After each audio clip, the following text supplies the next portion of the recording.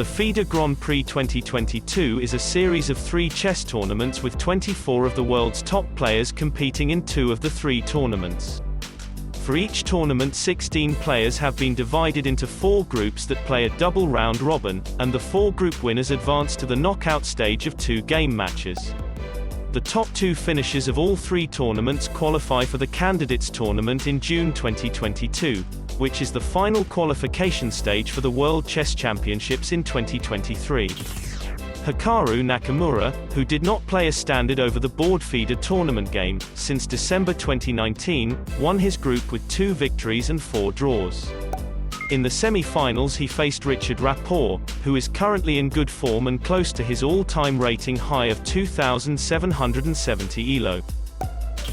Nakamura's first move was d4 and the game moved into a familiar and very often played opening, the Queen's Gambit declined exchange variation. In this variation white has a pawn majority in the center, and black has a pawn majority on the queen side. On move 23 Nakamura played a brilliant and very hard to find move in which he used his bishop to capture the well-protected pawn on g6 and thus break open the kingside. In this very complex position, where many variations were possible, he finally managed to gain a dangerous passed pawn on the h-file after a few exchanges. After that Nakamura was able to build up a winning advantage with the pressure of his pawn majority on the king side and, despite strong resistance from Rapport, turned it into a win. Rapport resigned on move 71, unable to prevent the c-pawn from promoting to a queen. Thus Nakamura got the first win in this match and was in a good position for the rematch. As now a draw with the black pieces is enough to proceed to the final, but for Rapport it is a must-win situation. Rapport's first move was knight to f3, the reti opening, and after quick castling, he surprisingly played d3, thus choosing a very flexible variation with which he probably tried to get Nakamura out of his opening preparation. The game developed to a very complex and closed position with 2 knights against the bishop pair, but also a space advantage for black. On move 30, where Nakamura played his pawn to g5, both players surprisingly agreed on a draw. Rapport afterwards explained that he was little bit out of stamina after having recently played long and exhausting games. Nakamura said that maybe he could have played for a win, but he didn't want to waste time as reaching the final is everything what counted for him. In the final of the first tournament of the FIDE Grand Prix 2022 he faced Levon Aronian. Aronian could be considered the favorite, as he had 13 wins to 5 with 20 draws in direct duels in standard time control and was never in danger of losing, on his way to the final. On the other hand, Nakamura, who considers himself retired from professional chess, may be in the right mindset to play his best chess. The game started with pawn to e4. Both players blitzed out the next few moves and got to the Ruy-Lopez opening, which is characterized by the move bishop to b5.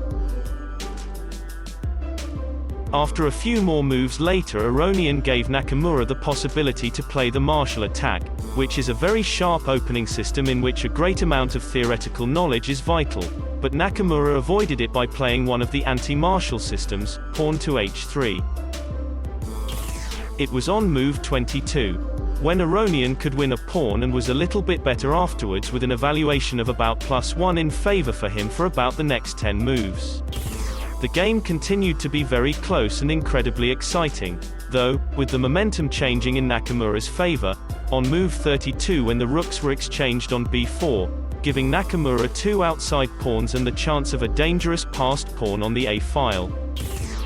And indeed Nakamura was able to promote this pawn to another queen, but Aronian found a way out by forcing a 3-fold repetition and thus achieved a draw.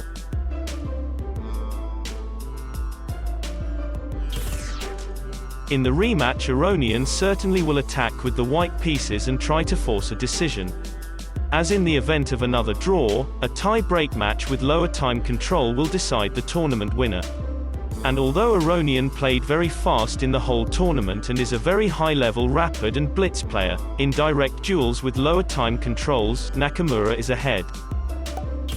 After the first moves e4 and e5, Aronian decided to go for the Italian game, and with d3 on the fourth move he opted for a very solid variation, the giuoco pianissimo, which in Italian means, very quiet game.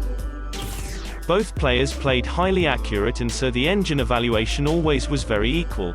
But just as Aronian wanted to maneuver his knight to the central square d5 and thought, according to the interview afterwards, that he had a big advantage, he just completely blundered that Nakamura could take on b2. After a long calculation, since Nakamura initially thought it was perfectly fine to capture on b2, he wanted to check it again, knowing that it could be very dangerous to capture that pawn and miss something, since it could then lead to a losing position. Finally, Nakamura took the pawn and then even managed to capture another pawn on c3, giving him a 2-pawn lead. Aronian, now 2 pawns down, again found a resource that led to a draw, as he was able to force a 3-fold repetition with his rook against the black queen. It was not possible for Nakamura to move away with his queen, since the white queen could capture his knight, and the only chance to keep the game balanced was to stay connected to the white bishop, to be able to capture it, in case Aronian captured the knight. After 2 draws in the games with standard time control, a tie-break will now decide the winner between Hikaru Nakamura and Levon Aronian in the FIDE Grand Prix 2022. Although Aronian leads in head-to-head in standard chess, however, in rapid and blitz chess, Nakamura is ahead with 12 wins to 4. Nakamura opened with pawn on e4 and, with bishop on b5 on move 3, followed exactly the same line as in the first game of the final, the Rai Lopez. And again Nakamura stuck to his anti-martial system and played the pawn to h3, avoiding black's very sharp martial attack, which was full of theoretical knowledge. Perhaps he discovered some winning ideas in his last game's post-analysis. And although Aronian made some small mistakes in this very exciting game, where Nakamura had advantages according to the engine evaluation, the game was more or less balanced until move 46. Then under time pressure and with only a few seconds left on the clock, Aronian blundered in a completely balanced position by moving his rook on d8, and subsequently lost his pawn on b5. Nakamura now had a winning advantage.